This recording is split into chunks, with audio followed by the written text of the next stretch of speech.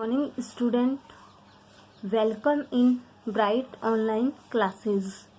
हमारा चैप्टर चल रहा था रोड सेफ्टी, मतलब सड़क सुरक्षा।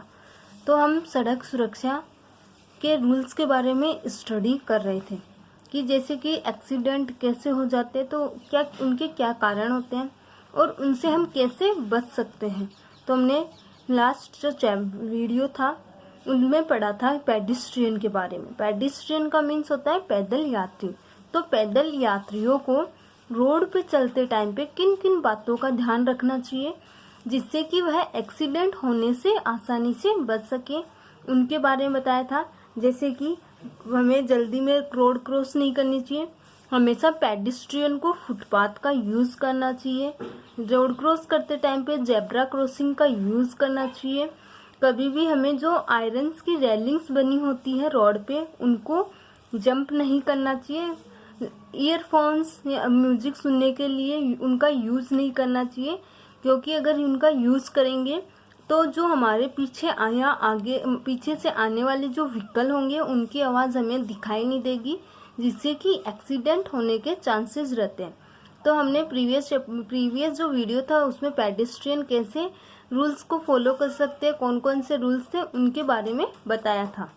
अब नेक्स्ट हम बताएंगे कि हमें पता है कि हमें हमारी लाइफ को सेव रखने के लिए, एक्सीडेंट से बचने के लिए हमने उनके काफ़ी जो उपाय हैं वो बताए हैं, प्रिवेंटिव मेजर बताए हैं। अब नॉर्मली हम छोटे छोटे कुछ टॉपिक्स हैं उनके बारे में स्टडी करेंगे। प्रिवेंटिव मेजर फॉर एक्सीडेंट की क्या क्या प्रिवेंटिव मेजर होंगे कि जिससे कि हम एक्सीडेंट से बच सकते हैं। सबसे फर्स्ट हमने पहले ही बता दिया था कि जो सीट बेल्ट और हेलमेट होता है ये हमारे सेफ्टी गियर होते हैं, तो उनका हमें हमेशा यूज़ करना चाहिए। तो हमें कोई जो सेफ्टी गियर है उनको अवॉइड नहीं करना चाहिए। अब इसके अंदर प्रिवेंटिव मेजर कौन से है?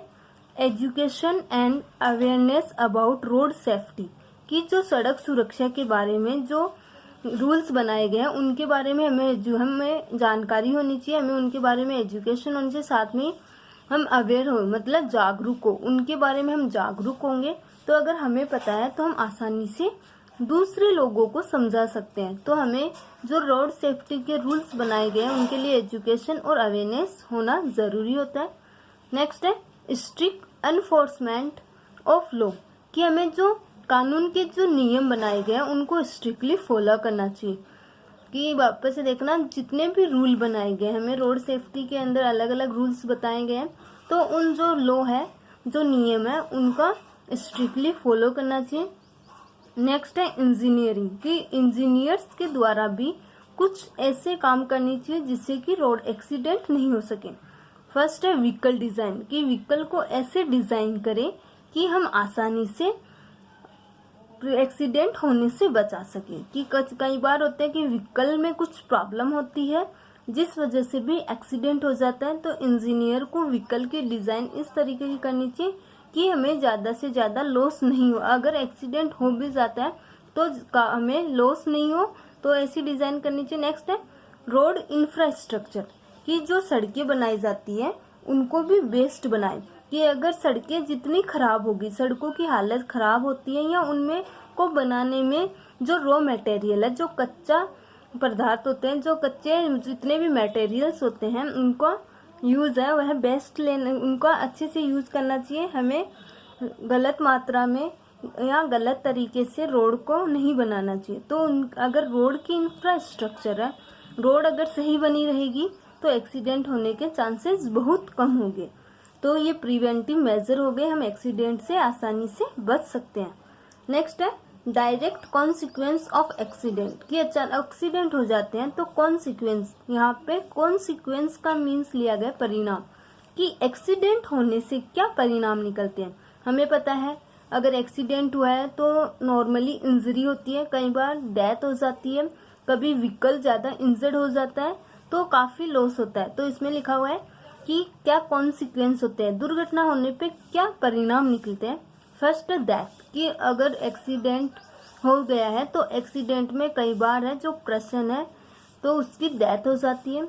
सेकंड है इंजरी, कि उसे चोट लग जाती है, चोट व्हीकल को भी हो सकती है, मतलब व्हीकल में को भी कुछ इंजरी हो सकती है, या जो उसको चला रहा है जो ड्राइवर है या अदर जो पीपल्स उसमें है उनको भी इंजरी हो सकती है। डैमेज टू प्रॉपर्टी, मतलब प्रॉपर्टी यहाँ पे व्हीकल से लिया गया तो जो व्हीकल है वह भी डैमेज हो सकता है। नेक्स्ट है economically.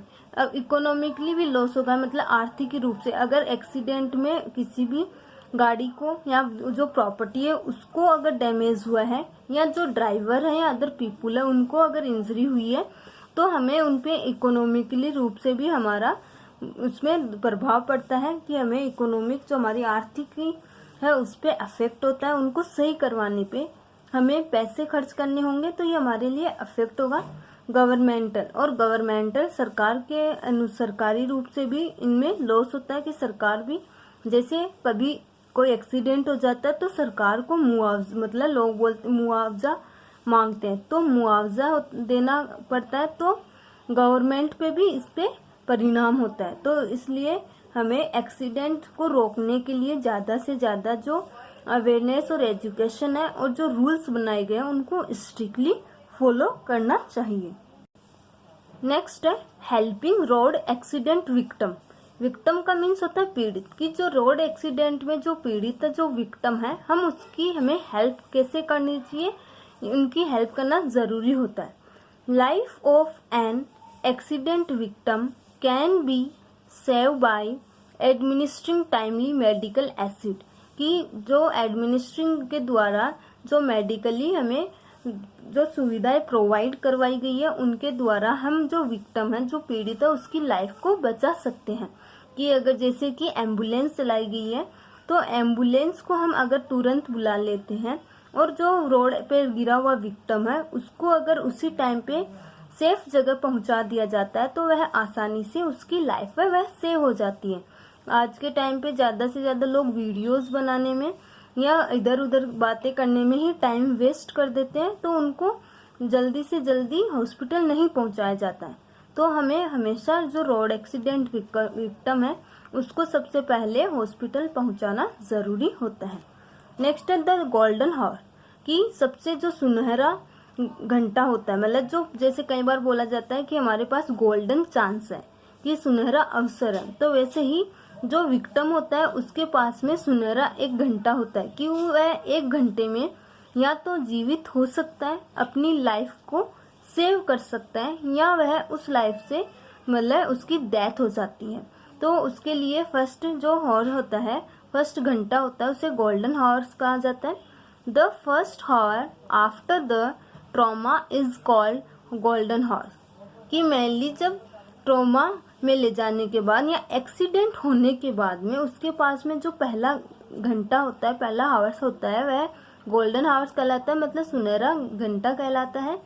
Instead and proper first aid given to road accident victim during this hour increase the chance of survival manifold and reduces, कि अगर हम उस एक घंटे में ही प्रॉपर वे से जो विक्टिम है पीड़ित है अगर उसको जो सुविधाएं प्रोवाइड करवा सकते हैं, जो सुविधाएं देनी चाहिए अगर वह उनको प्रोवाइड करवा देंगे तो उसके बचने के चांसेस रहते हैं, तो वह अपनी लाइफ में सरवाइव करने की उसके पास में चांस होते हैं। कि जैसे ही एक्सीडेंट हुआ, एक्सीडेंट होने में एक घंटे के अंदर अगर हम उसको हॉस्पिटल पहुंचाते हैं या उसको जितनी भी जो मेडिकल सुविधाएं है वह मिल जाती है तो वह आसानी से बच सकता है, उसके सर्वाइवल करने के, जीवित रहने के चांसेस इंक्रीज हो जाते हैं।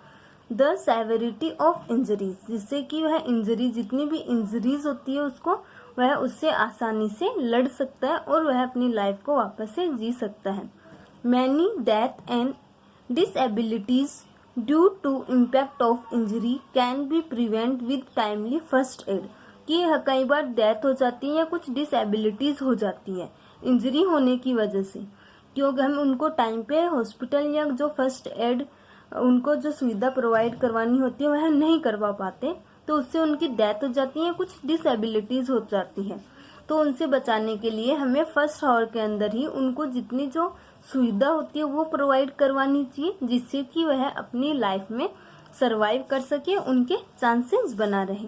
वापस से देखते हैं द गोल्डन हॉर की सुनहरा घंटा, ये क्या होता है, यह जो पहला 1 घंटा है, एक्सीडेंट होने के तुरंत 1 घंटे में अगर विक्टिम को हॉस्पिटल पहुंचाया जाए और इस हॉस्पिटल में उसे फर्स्ट एड प्रोवाइड करवाया जाए तो विक्टिम को अपनी लाइफ में सरवाइव करने के दोबारा चांसेस इंक्रीज हो जाते हैं, चांस बढ़ जाते हैं और वह आसानी से बच सकता है।